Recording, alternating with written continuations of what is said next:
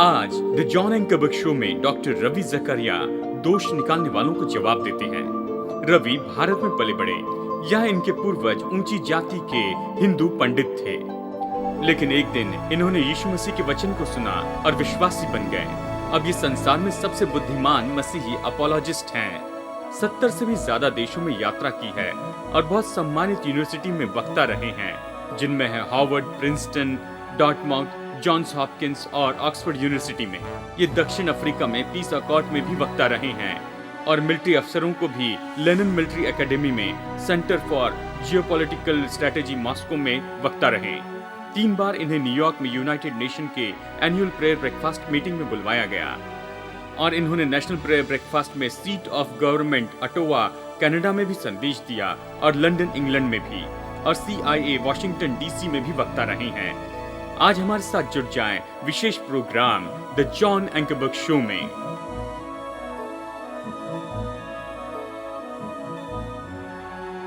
Programme में स्वागत है। मैं हूं जॉन एंड कबक। हमारे साथ जुड़ने के लिए धन्यवाद। शायद आपके किसी दोस्त ने आपको फोन करके बताया कि आज आप हमारा प्रोग्राम देखें और हमारे अद्भुत मेहमान की सुने, और यदि ऐसी बात है तो मैं आपको पहले बता दूं कि आप जो भी सुनेंगे उसमें निराश नहीं होंगे। मेरे मेहमान हैं बुद्धिमान मसीह अपोलॉजिस्ट रवि जकरिया। ये पूरे संसार में 70 से भी ज्यादा देशों में यात्रा कर चुके हैं और सबसे सम्मानित यूनिवर्सिटी में वक्ता रहे हैं। विद्यार्थियों के जीवन के कई मुश्किल सवालों का जवाब देते आए हैं और ये व्यवहारिक रूप में और बड़ी प्रेम से इसे करते हैं। साथ ही ये वक्ता हैं सरकारी लीडर के सामने संसार के दूसरे भागों में, और 3 बार ये यूनाइटेड नेशन न्यूयॉर्क में वक्ता रहे हैं एनुअल प्रेयर ब्रेकफास्ट में, जो हर साल UN जनरल असेंबली में हर साल शुरू में होता है। और ये प्रसारण दोस्तों 206 देशों और प्रांतों में देखा जाएगा और ये बहुत सी भाषाओं में अनुवाद किया जाएगा। और आने वाले हफ्तों में मैंने रवि से कहा है कि विद्यार्थियों के सवाल का जवाब दे। सबसे पहले पूर्व के लोगों के सवालों पर एक हफ्ता बिताएं और फिर हम मध्य पूर्व में जाएंगे और फिर यूरोप के लोगों के लिए एक सप्ताह उनका उत्तर देंगे, और फिर अमेरिका के विद्यार्थियों को, तो मैं सोचता हूँ आप इसका आनंद उठाएंगे। इनका जन्म चेन्नई भारत में हुआ और रवि, हमारा संसार गड़बड़ी में है। लोग जवाब ढूंढ रहे हैं और लगता है कि उन्हें कुछ महत्वपूर्ण बात नहीं मिलती है, और आप खुद गड़बड़ी में पड़े हुए नौजवान थे। हमें चेन्नई में वापस ले जाइए। और आप यीशु मसीह की स्पष्ट शिक्षा को नहीं जानते थे। ये सब कैसे हुआ और आप विश्वासी बने और यीशु के पीछे चलने लगे? खैर, सबसे पहले आपके साथ मिलकर खुशी हुई, जॉन। आपको कई साल से जानता हूँ और हमारी दोस्ती से बहुत खुश हूँ। जी, हाँ, आप सही हैं। मैं सोचता हूँ कि गड़बड़ी तो शायद निश्चित है आज के संसार में, और ये किसी खास परंपरा के लिए नहीं है। चाहे मैं जहाँ भी जाऊँ, सच में हमारे दर्शकों का ज़्यादा भाग तो सच में जवानों के बीच में है। चाहे ये यूनिवर्सिटी हो या हाई स्कूल हो या चाहे जो हो, ये जीवन में सवाल पूछने वाला स्तर होता है। और एक चाइनीज नीति वचन है जो कहता है, यदि आप जानना चाहते हैं कि पानी क्या है तो मछली से न पूछना। जब आप किसी बात में इतने डूब जाते हैं तो अक्सर आप किसी दूसरे दृष्टिकोण के बारे में सोचते भी नहीं। आप इस पर सवाल पूछना नहीं चाहते हैं कि आपका वातावरण किस बारे में है। लेकिन दिलचस्प बात तो यह है कि शायद आप किसी बात में बाहरी रूप में डूबे हो, लेकिन भीतर में आप उससे भाग नहीं सकते जो आपका पीछा कर रहा है। यानी हाँ, आप सही हैं। चेन्नई भारत में मैं पैदा हुआ, जो उस समय मद्रास कहा जाता था, लेकिन कुछ साल पहले उसे बदलकर चेन्नई रखा गया। बॉम्बे बदलकर मुंबई रखा गया। मुझे ये सब याद रखना पड़ता है। उस दक्षिणी शहर में मेरी परवरिश हुई। मेरी माँ चेन्नई में ही पैदा हुई और बड़ी हुई थी। मेरे पिताजी दक्षिण भारत से आए थे, केरला के राज्य से। उनकी मुलाकात चेन्नई में हुई और वही शादी हुई। यानी मेरे पिताजी मलयालम बोलते थे, माँ तमिल बोलती थी। मेरी परवरिश दिल्ली में हुई और मैं हिंदी बोलता था। मैं अक्सर कहता हूँ कि मैं हिंदी और तमिल बोल सकता हूँ। मलयालम में मुझे केवल पिताजी के उपयोग के डांट के शब्द याद है, तो मैं लोगों के सामने उसे नहीं कहता। चेन्नई में मैं रहता था जब छोटा था, 3-4 साल की उम्र तक, फिर दिल्ली में आ गया। लेकिन बात तो यह है जॉन, लोग ये नहीं जानते कि भारत संसार में सबसे ज़्यादा गाँवों का देश है। लोग जवाब ढूंढ रहे हैं विधियों के द्वारा, परंपरा के ऐतिहासिक रिवाजों के द्वारा, और ये सब आस्था के साथ आता है। तकनीकी रूप में कहे तो अविश्वासी विद्वान कहेंगे कि 33 करोड़ देवी और देवता है हिंदू आस्था के अनुसार। अब केवल कुछ लोग ही बड़ी ईमानदारी से इसका पालन कर रहे हैं भारत के लोगों में। लेकिन इस परंपरा में पूर्वजों की अच्छी पीढ़ी का इतिहास होने के कारण जो हिंदू पंडितों की ऊंची जाति से थे, जो कि नंबूदरी थे, मेरे पिताजी केरला से थे, मेरी माँ चेन्नई से थी, जैसे मैंने कहा है। लेकिन मैंने धार्मिक बातों के बारे में कभी गंभीरता से नहीं सोचा। क्यों? क्योंकि पढ़ाई के क्षेत्र में मुझे अच्छे से कर दिखाने के लिए जोर दिया गया।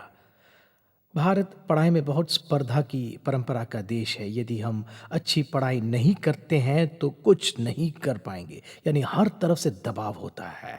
वहाँ विद्यार्थियों पर बहुत दबाव होता है। जी, और केवल पास होने के लिए काफ़ी नहीं, ज़्यादा अंक कमाने थे, लिस्ट में ऊपर रहना था, और मैं ये नहीं कर रहा था। क्रिकेट मेरे खून में था, मैं क्रिकेट और टेनिस खेलता था, मुझे स्पोर्ट्स फील्ड पसंद था, पढ़ाई के भाग से नफरत करता था, और फिर अंत में मेरे पिताजी के साथ मैं बड़ी परेशानी में फंस गया। मैं वो नहीं कर पा रहा था, और उसे पाने की कोशिश करने और स्वीकृति की ज़रूरत के बारे में, भारत के बारे में एक और बात, ये शर्म पर चलने वाली परंपरा है।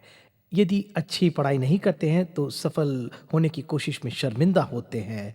भारत में आत्महत्या करने का सबसे ज़्यादा रेट तो तब होता है अखबारों में परीक्षा के रिजल्ट्स दिए जाते हैं। पूरे देश में बच्चे बिल्डिंग से कूदते हैं, खुद पर केरोसिन डालते हैं और खुद को जलाते हैं। यहाँ तक कि मेरे करीबी दोस्त ने भी खुद के साथ ऐसे किया। यानी ये इस तरह की परंपरा थी जिसमें मैं जन्मा, बड़ा और लड़ता रहा। मेरे भाई और बहन अच्छे पढ़ रहे थे और मैं नहीं।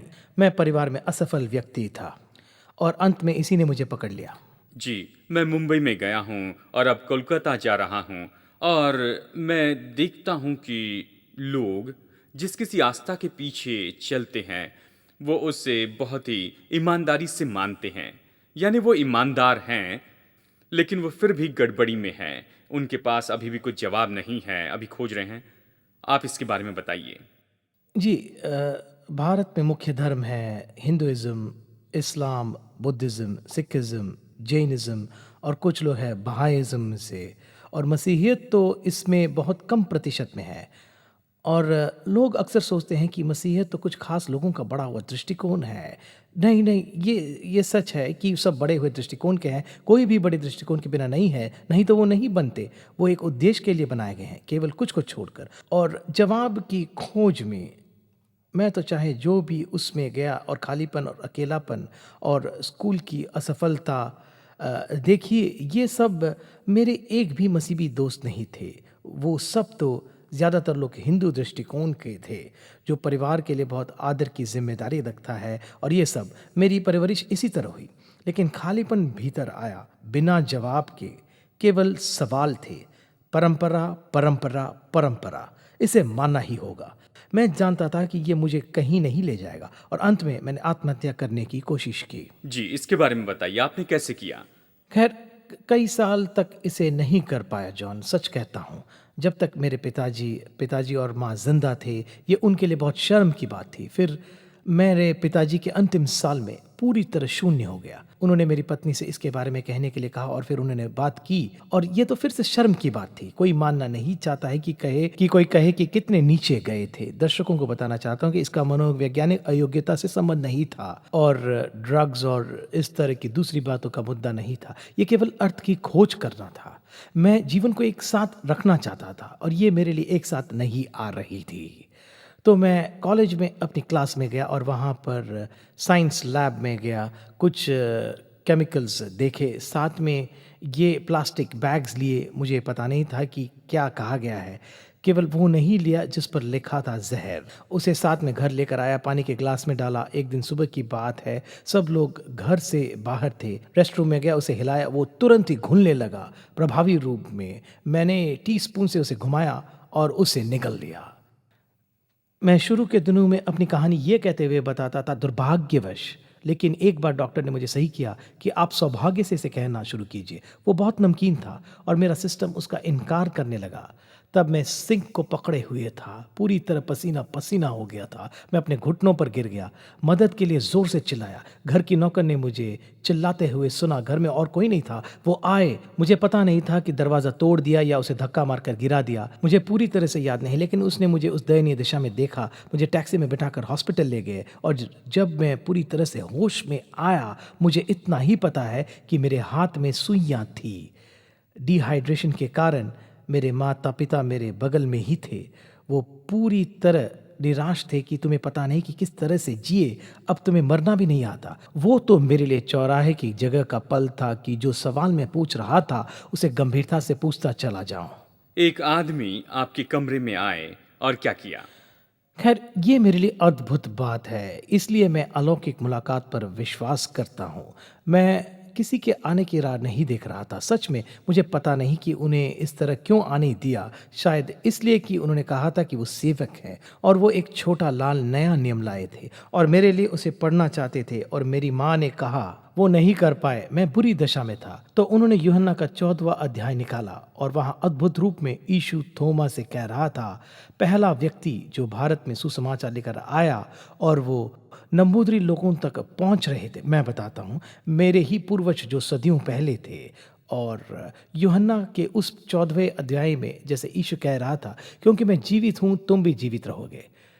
मैंने उस वचन को पकड़ लिया और कहा, यीशु यदि तू मुझे वो जीवन दे रहा है जो मैंने कभी नहीं पाया था, मुझे तुझसे वो जीवन चाहिए। वो मेरे लिए बदलाव की जगह थी। मैंने सच में कोई अर्थपूर्ण प्रार्थना नहीं की, और मैंने यीशु मसीह को न्योता दिया, जीवन का कर्ता, कि मुझे वो जीवन दे जो केवल वो दे सकता था। 17 साल की उम्र में, और मेरी माँ को बाइबल दी गई। मैं उसे नहीं पकड़ पाया। जैसे मैंने बताया था कि डिहाइड्रेशन हुआ था, तो मेरी माँ ने अपनी भारी आवाज़ में मेरे लिए इसे पढ़ा। मैंने प्रार्थना की, और वो इस यात्रा की शुरुआत थी जो अभी भी जारी है, जो पूरी खुशी और सच्चाई से भरी है। जी, मोड़ और घुमाव, उतार चढ़ाव आए, लेकिन जब परमेश्वर का नक्शा हमारे मन में होता है, आप उसके साथ हाथ मिलाकर चलते हैं।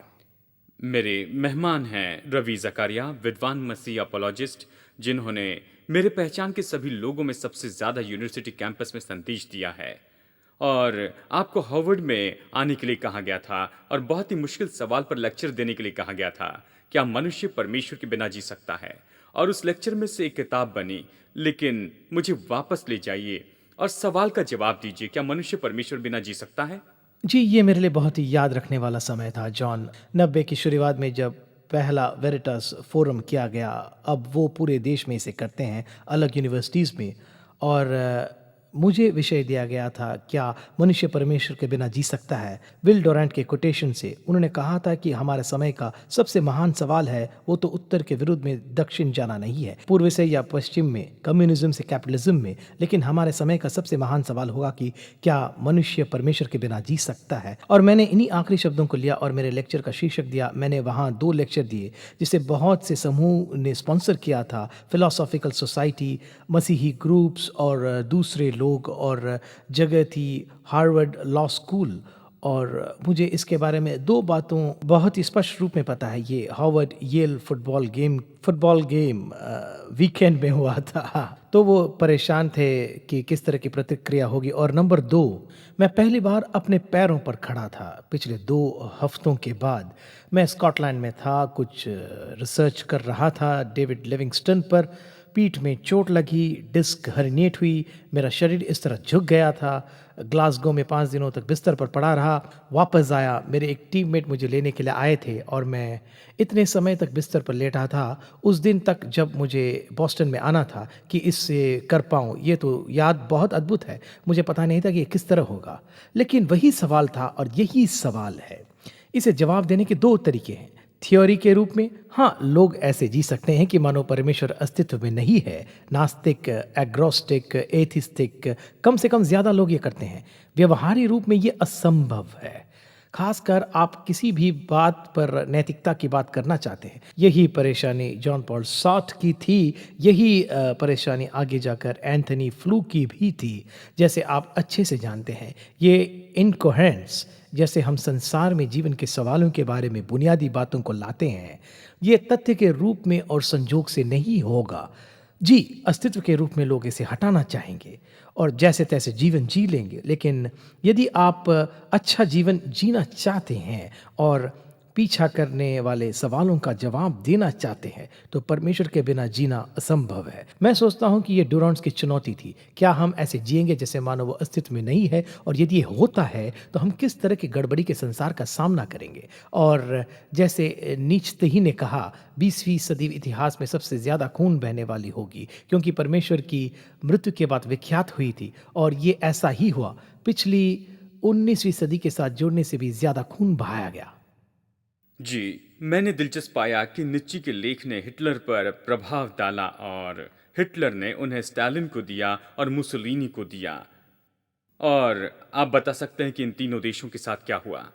जी, ये तो जानते हैं। यदि आप पॉल जॉनसन की किताब पढ़ें, नाम है मॉडर्न टाइम्स, वो ये कहानी बताते हैं। वो इस 3 डेमागोग्स के बारे में कहते हैं 1900 के मध्य के समय में, हिटलर, स्टालिन और मुसोलिनी। और सच तो ये है कि एक बार स्टालिन सेवकाई में जाने की तैयारी कर रहे थे और प्रभु में विश्वास खो बैठे। हिटलर तो अवश्य ही सुपर रेस बनाना चाहते थे। यूबरमैन वो एक मजबूत मनुष्य बनाना चाहते थे कि राज्य करे, और ये विचार कि परमेश्वर के बिना जीना बहुत विख्यात हो गया। नीत्शे ने उस तरह से देखे तो जो पास्टर के बेटे थे और उनके दादा और नानी सेवकाई में थे, और उन्होंने कहा कि जब हमने ये जाना कि परमेश्वर 19वीं सदी में मर गया, तो पागलपन शुरू होगा। उनके जीवन के आखिरी 13 साल तो पागल हो गए, ठीक हुए, पागल हुए और हफ्तों तक चुप रहते थे। लेकिन उन्होंने ये दृष्टांत दिया। उन्होंने कहा कि क्या आपने उस पागल आदमी के बारे में नहीं सुना जो कंदिल लेकर शहर में गया और कहा, मैं परमेश्वर को ढूंढ रहा हूँ, परमेश्वर को ढूंढ रहा हूँ। उसने लोगों की हंसी सुनकर सोचा कि वो नकल कर रहा है, और फिर उसने कहा, परमेश्वर कहाँ चला गया? क्या हम उसे खो बैठे? क्या वो यात्रा पर चला गया, खो गया? और ये सवाल। लेकिन नीत्शे के बारे में एक बात मुझे पसंद है कि वो अपने निष्कर्ष के उपयोगिता के बारे में ईमानदार थे। आधुनिक फिलोसोफर ये जहाँ जा रहा है उसे लेने के लिए तैयार नहीं होते हैं। नीत्शे ईमानदार थे और उन्होंने इस तरह का, जिन शब्दों का उन्होंने उपयोग किया, किसने हमें क्षितिज को पोंछने के लिए स्पंज दिया है? क्या कोई उतार चढ़ाव रह गया है? क्या दिए को सुबह के समय जलाना चाहिए? हम कैसे उस सबसे महान उपलब्धि पा सकते हैं जो मनुष्य जाति के लिए सबसे बड़ी है? कोई क्षितिज नहीं रहा। उसने जाना कि परमेश्वर की मृत्यु का अर्थ है कि ये सटीकता की मृत्यु है और निश्चितता की मृत्यु है। तो यहाँ ये सवाल था, हमें किस तरह का पवित्र खेल लाना होगा जिससे हम तृप्ति और किसी तरह से संतुष्टि को ला सके। तो वो क्या कह रहे थे? किसी तरह की आत्मिकता बहुत ज़रूरी है। कोई जो अद्भुत है, कोई जो सिद्ध स्वभाव का है। अब हम ये सब कैसे पाएँगे? मेरे लिए ये जॉन, सच में ये मेरे लिए हर समय का सबसे महान सवाल है। यदि परमेश्वर किसी भी जगह पर नहीं है, तो हम परिभाषा कहाँ पाएंगे? संपर्क की बात कहाँ पाएंगे? नीत्शे सही मुद्दे पर थे, तो उन्होंने कहा कि 2 बातें होंगी।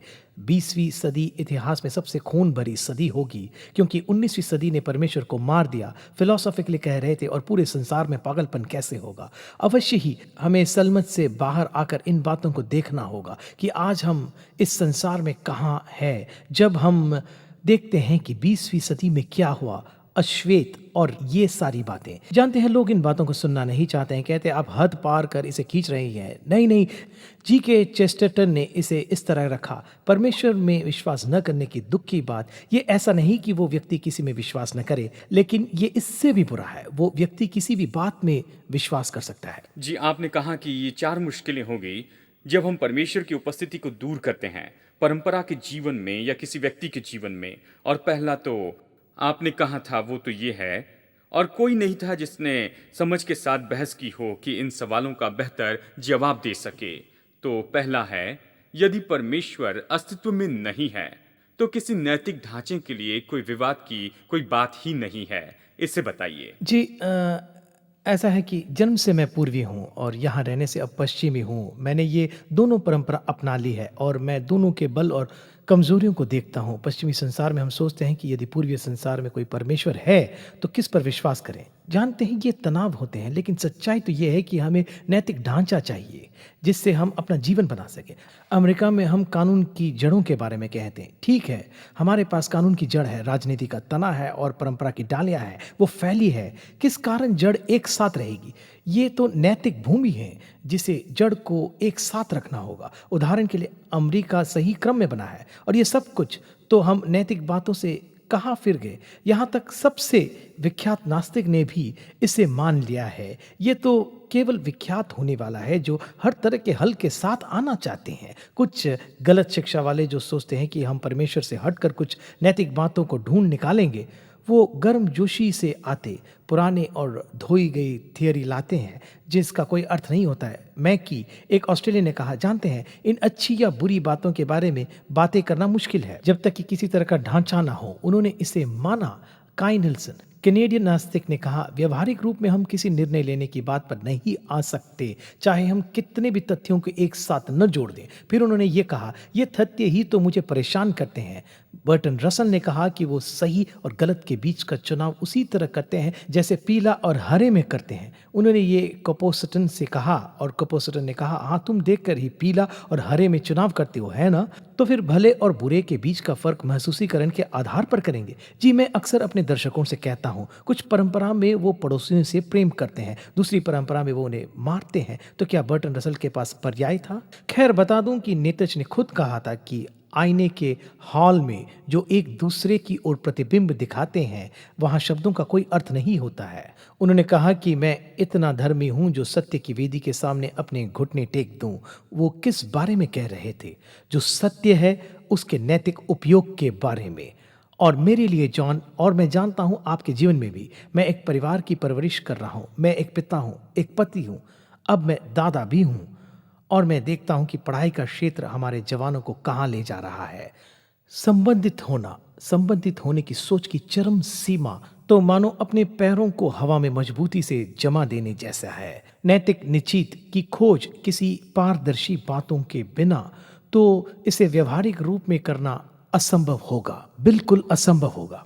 हम अगले हफ्ते इसके बारे में और भी देखेंगे क्योंकि ये बहुत ही महत्वपूर्ण बात है। लेकिन अब जो 2 मिनट बाकी हैं इसमें इसे जोड़ते हैं जो आप कह रहे हैं, जो आपके जीवन में हुआ। लोग अर्थ ढूंढ रहे हैं, वो ढूंढ रहे हैं जवाबों को, और आपने इसे संसार में नहीं पाया, इसे आस्था में नहीं पाया, आपने इसे इस व्यक्ति में पाया। इसके बारे में बताइए, और कैसे इस व्यक्ति यीशु मसीह ने उन 4 सवालों का जवाब दिया जिसके बारे में हम आने वाले हफ्ते में चर्चा करने वाले हैं। जी, जब मुझे यूएन में वक्ता के रूप में बुलाया तो मुझे निश्चितता के बारे में कहने के लिए बताया गया और मैंने यहाँ 4 खोज के बारे में बताया। हमें खोजना है बुराई की परिभाषा के बारे में, हमें न्याय के बारे में खोजना है, कैसे प्रेम की परिभाषा करें और हम कब व्यवहारिक रूप में माफ कर सकते हैं। बुराई, न्याय, प्रेम और माफी। और वो ध्यान से सुन रहे थे। मैंने कहा, अब मैं आपसे एक सवाल पूछना चाहता हूँ, इतिहास में कहाँ ये चारों का साथ आए?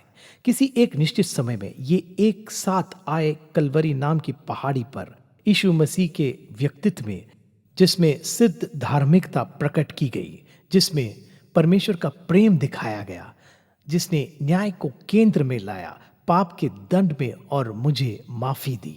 और कहीं भी नहीं, और कहीं भी नहीं आप इन 4 सच्चाई को एक साथ नहीं देखेंगे और माफी और अनुग्रह दिया गया हो। मैंने इस यीशु मसीह में पाया है और मुझे सुनने वाले दर्शकों को मैं यही बात बताता हूँ, यदि उसकी ओर देखेंगे, उससे बातें करेंगे, उससे प्रार्थना करेंगे तो वो आपको अपनी क्षमा देगा और उसका छुटकारा भी। जी दोस्तों, ये अद्भुत बात है, और यदि आप इन बातों के बारे में सोच रहे हैं और ज़्यादा जानकारी पाना चाहते हैं, आप हमारी वेबसाइट पर जाइए। यहाँ आपके लिए एक जगह है कि यीशु मसीह से प्रार्थना करने के बारे में आप सोचें, ऐसी प्रार्थना जो रवि ने पहले की थी। लेकिन शायद इसे करने के पहले आप और भी कुछ जानना चाहते हैं, तो आशा करता हूँ कि आप हमारे साथ बने रहें और आने वाले हफ्तों में हम लोग चर्चा करेंगे। मनुष्य परमेश्वर को खोज रहा है और यहाँ वो सवालों का जवाब ढूंढ रहा है, लेकिन कुछ लोगों के जवाब नहीं मिल रहा है। हम चाहते हैं कि रवि इसके बारे में मार्गदर्शन करे, इस गड़बड़ी में ये जो बर्बादी हो रही है, और आपको अगले हफ्ते सटीकता से उत्तर दें कि क्या मनुष्य परमेश्वर के बिना जी सकता है। आशा करता हूँ कि आप फिर से जुड़ जाएंगे।